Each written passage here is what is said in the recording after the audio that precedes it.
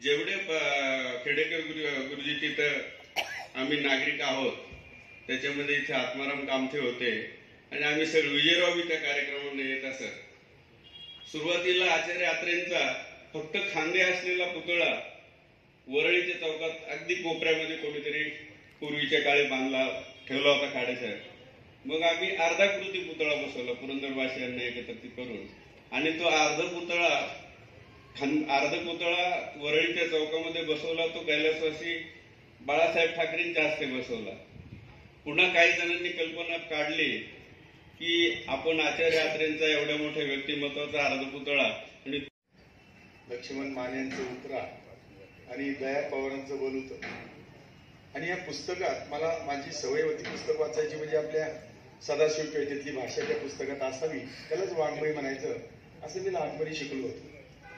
पण या पुस्तकात ज्या तुम्हाला मला बोलता येणार नाही म्हणजे वाचन चळवळ कशी तळागाळामध्ये रुजवावी त्याचं मूर्तिमंत उदाहरण आणि लेखकाला जगवावं लेखकाला जपावं कसं ते विजयदादांच्याकडून शिकावं।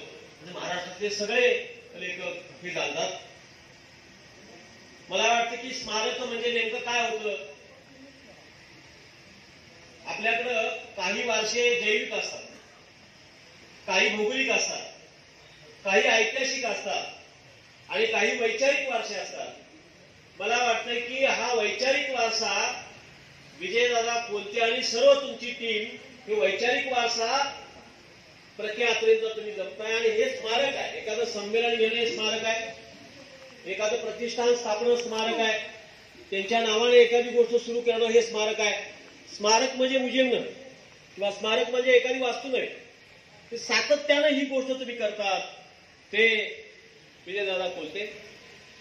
या कार्यक्रमाला मी आल्यानंतर माझ्या बरोबर जे तुमचे प्राध्यापक होते ते अरुण कोळेकर, माझी ओळख करून दिली ते दिलीप बिरगुडे, जे स्वागताध्यक्षांचं भाषण केलं ते बाळासाहेब भिंताडे आणि की आपल्या साहित्य संमेलनाचे ह्या अध्यक्ष जे आहेत ते उचल्याकार आम्ही लहानपणापासून क्षेत्रातील कारकीर्द त्यांची दैदिप्यमान होती।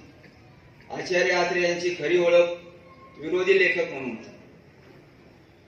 ही महाराष्ट्राला ज्ञात आहे। 100 वर्षाचं आयुष्य हसत हसत सहज जगता येतं हा संदेश त्यांनी महाराष्ट्राला दिला। विनोद सांगणे, विनोद समजून घेणे, विनोदाला दाद देणे हे शास्त्र त्यांनी प्रगत केले।